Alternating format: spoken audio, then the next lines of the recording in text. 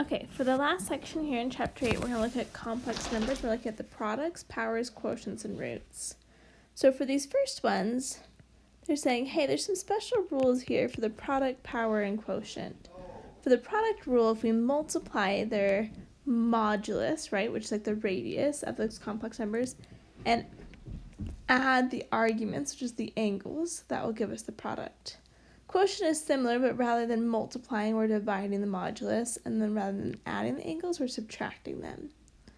The power rule, also known as de Moivre's formula, is that we take the modulus and we raise it to the power of n, and then we multiply n times that theta, or times that argument, which makes sense because if you think about applying the product rule, and you had like z times z times z. What that's saying is you're taking the modulus z, you're multiplying it 3 times, right?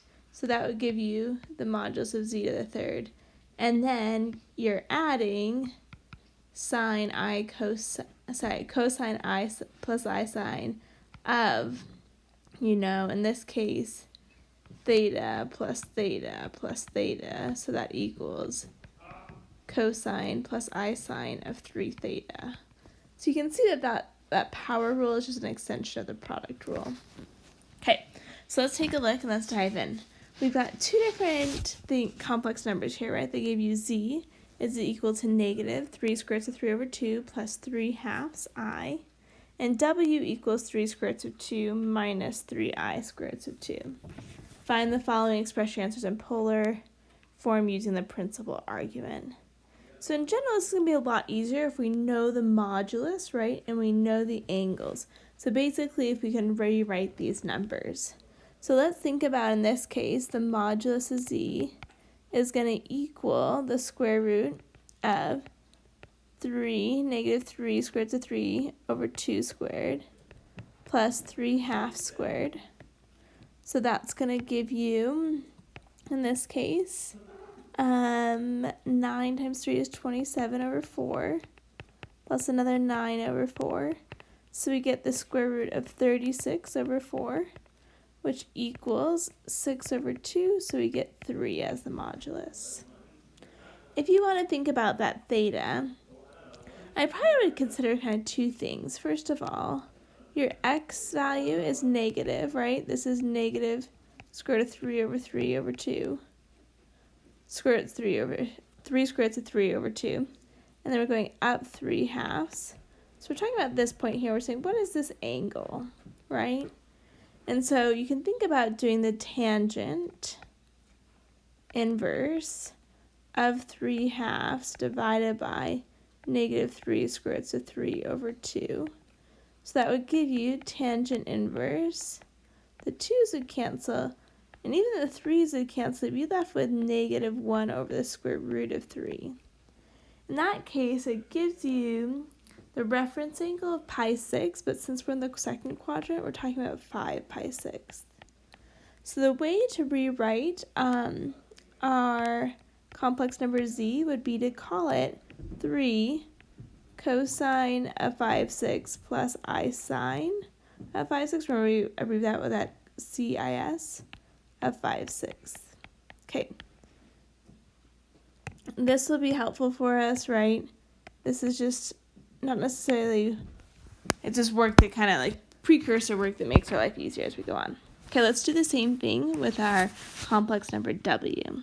So the modulus of w is going to equal the square root of 3 square roots of 2 squared plus negative 3 square roots of 2 squared.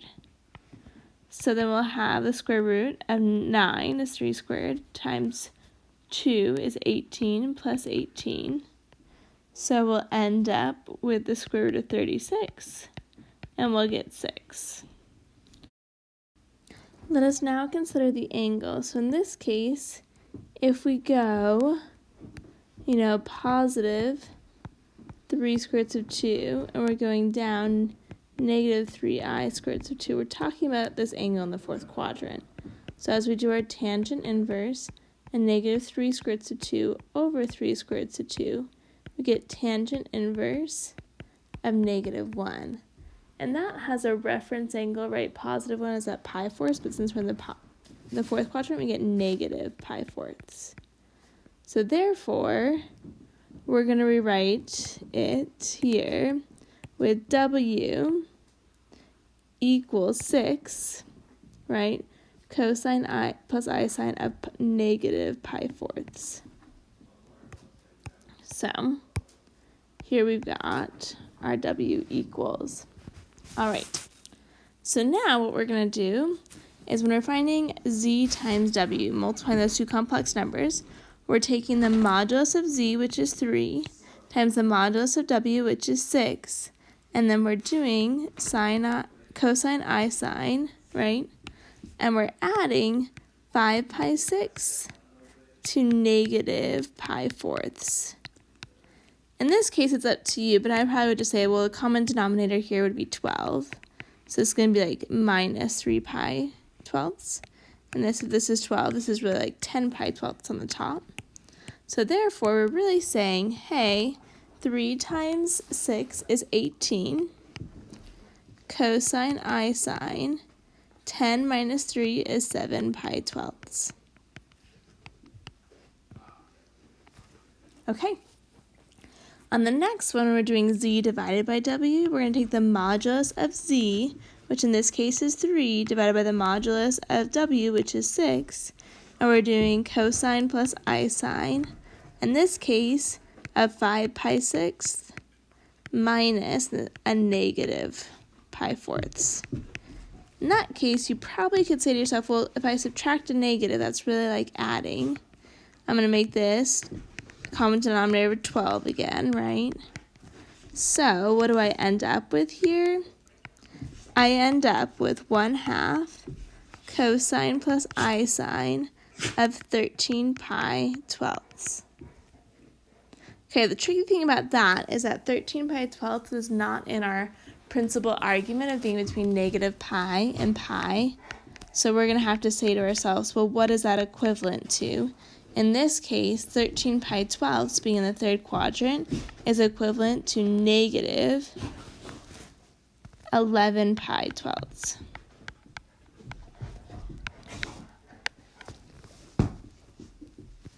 Okay, on this next one, we do Z to the fourth, right? We said, okay, that's taking the modulus of Z, which is 3, raising it to the fourth, cosine I sine, and then we're going to do 4 times our angle of 5 pi 6th. So we get 3 to the fourth is 81, cosine I sine. In this case, I'm going to simplify this. This is 2 over 3, so I get 10 pi thirds. Once again, 10 pi thirds is not on the interval from negative pi to pi, so let's think about what that's equivalent to. 10 pi thirds, if I take out 2 pi, that's 6 pi, so I'd be down to 4 pi thirds. Once again, that's bigger than pi. So rotating 4 pi thirds is the same as going negative 2 pi thirds. So we'd have 81 cosine I sine of negative 2 pi thirds. Okay. On the next one, similar idea, but W is 6, so we're doing 6 to the fifth. Oh, actually, let's change that. Sorry, that should be to the third. So we're doing 6 to the third cosine I sine of 3 times negative pi fourths. So 6 to the third is 216 cosine plus I sine of negative 3 pi fourths. And that is in the right quadrant. So you're all set to leave it as is. Okay. On this next one, similar idea, but this time they gave it to you, right, as a plus bi, and they're saying raised to the third. So really you can think about that as, z equals negative 3 plus 3i. So we're saying, what is z to the third? Well, that's going to be the modulus of z cubed cosine plus I sine of 3 times whatever the principal argument theta is, right? So in this case, our modulus of z is going to equal the square root of 3 squared plus 3 squared which is 9 plus 9 is 18. So you can think about, hey, 18, break that down to 9 and 2, 3 and 3. That's 3 square roots of 2. So we're going to have 3 square roots of 2 cubed. Another way you could rewrite this too if you wanted, I've seen them in the textbook rated a lot, as like 18 to the 1/2. And then you could just put in your formula 18 to the 1/2 to the third. So it's going to be 18 to the 3/2 if you prefer. And then let's think about our angle. In this case, as we think about graphing a -3 and a +3, we're up here in the second quadrant, so we're doing tangent inverse of 3 over -3. So tangent inverse of -1. That gives you a reference angle of pi-4, but since we're in the second quadrant, that's really going to mean that theta equals 3 pi-4. So we're going to do cosine plus I sine of 3 times 3 pi-4. Okay, so when you do 3 cubed, you get 27. And then I think about squaring 2, would get 2, and we would be left with 1 more. So 2 square roots of 2. Cosine I sine of 9 pi-4. Once again, that's not quite in the between negative pi and pi, so we can simplify that. It's going to be 54 square roots of 2, cosine I sine, and then this is the same as pi-4. Okay, so now let's rewrite it. That's saying 54 square roots of 2, and then we're multiplying it times cosine of pi-4 plus I sine of pi-4. So we get 54 square roots of 2. Cosine of pi-4 is square root of 2 over 2, plus I sine of pi-4 is also square root of 2 over 2. So as we multiply square root of 2 times square root of 2, we get 2 divided by 2. So like these, in essence, will end up just becoming 1. So we'd have 54 plus 54i when we distribute. All right. So that's using the rules that we were kind of using our power, quotient, and product rules. The next thing we're going to do is we're going to look at roots of complex numbers. Okay, so on this one, I want you to just consider x cubed equals 8. So if I asked you to solve that, you'd be like, okay, well, x cubed equals 8. I'm taking the cube root of both sides, and I get that x equals 2. But we know if you had something like x cubed, how many solutions should there be? The fact that it's the third power means there should be 3 solutions. However, we only have 1, right? We know one solution is x equals 2. The problem with the other 2 solutions that we're not as used to is that the other 2 solutions are complex. So they're not something that are as natural for you to find. So let's think about what this first solution is. This first solution is positive 2, and it's kind of right there on the x-axis, right? These other 2 solutions are going to be equally spaced, if we think about this in polar graphing, in that 2 pi. So one will come over here, and one will kind of be down here, but still with that radius of 2. So if we wanted to think about these other points, right? This one is 0, 2 plus 0i, right? So you can think about that as the polar point, like 2, 0. This other 2 points, if I take 2 pi and divide it by 3, this first one would be at 2, 2 pi thirds, right? And if we space the next one just 2 pi thirds beyond that, it will still have a radius of 2, but now it'll be at 4 pi thirds. And notice if I add another 2 pi thirds, I'll be back to where I started. So now if I put those back in rectangular form, right? And if I do, rather than using x, let's actually use like z, because we usually use kind of z or w to represent these complex numbers. So this is like your first solution. Your next solution could be 2 and then cosine I sine of 2 pi thirds, right? So that's really equivalent to -1 plus I square roots of 3 if you multiply it out. And this next one would be that the third solution is 2 cosine plus I sine of 4 pi thirds, which means that you get -1 minus I squared roots of 3. So notice now, there actually are 3 solutions, right? You've got just your 2, you can say plus 0I. You've got, and then these 2 complex numbers. You should notice, hey, that those are conjugates, right? The only thing that changed was the imaginary part. So complex conjugates come as pair, that makes sense. That kind of goes with the other math that we have learned. So now let's go ahead and practice. They do give you this formula, and if it makes more sense to you, you're welcome to always use that formula. And ends up being the roots will be the square root of whatever your modulus or your radius is, and then whatever your starting angle is divided by whatever root you're looking for, and then adding that equally spaced on the interval 2 pi. I like to think about it more visually, but I'll kind of like refer back to that equation after this first one. You can kind of see what you like for yourself. So in this case, your radius here, if you think about this point, we're going down 1, 2, 3, we're going up 4, my bad. We're going up 4 on the y-axis, 1, 2, 3, 4. So this is 4I. But since we're doing this square roots, right, there's 2 square roots. We're not just wanting to go all the way to 4, we're going to go to the square root of 4. So really 2 is going to be our modulus here, right, our polar form, in this case, as our answer. Because as you square it, then we'll get to 4. Our initial angle here is pi halves, right? But in this case, since we're going to square it, in this case, squaring is really like adding the angles together, we're going to divide that by 2. So our initial angle is going to be pi fourths. So if you wanted to think about this in a polar format, we're going out pi fourths. This is our first spot. And there should be 2 of these equally spaced on my whole rotation of 2 pi. So the other one's got to be the exact opposite here. So one of the angles, the one that we found to begin with, was 2 pi fourths.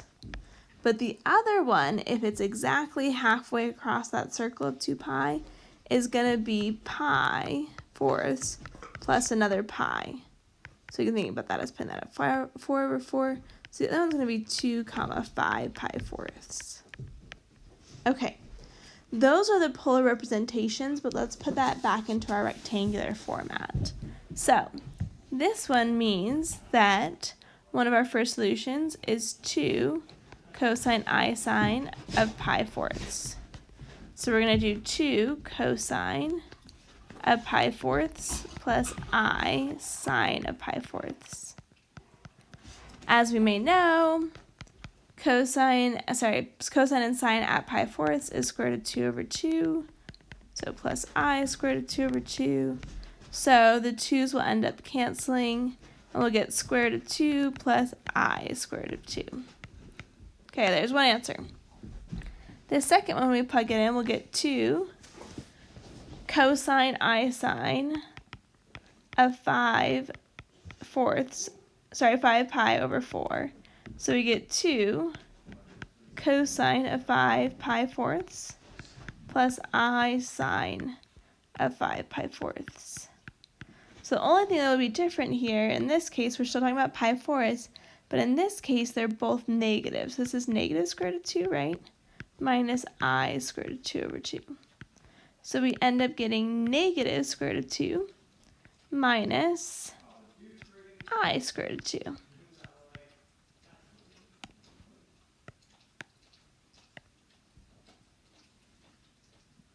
Okay.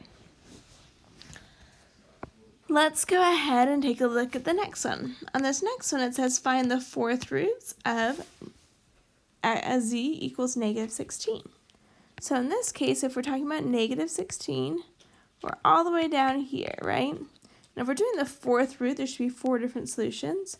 So we're going to talk about the fourth root of 16. So when I take it to the 4th power, I'll get back to 16. In that case, we get 2. So in this case, our modulus is 2. And then let's talk about, so hey, we're actually only going 2, but what is this original angle? This original angle is 3 pi halves, right? sorry, I apologize. I totally graphed on the wrong spot. Let's go back one step, right? In this case, sorry, we're still good by taking the fourth root of 16, and we get 2. But in this case, since it's a real number, it should be on the x-axis, not on the y. Okay, we're good now. So now let's talk about that rotation. That rotation is a rotation of pi, right? But since we're doing 4 roots of them, we're going to take pi and divide it by 4.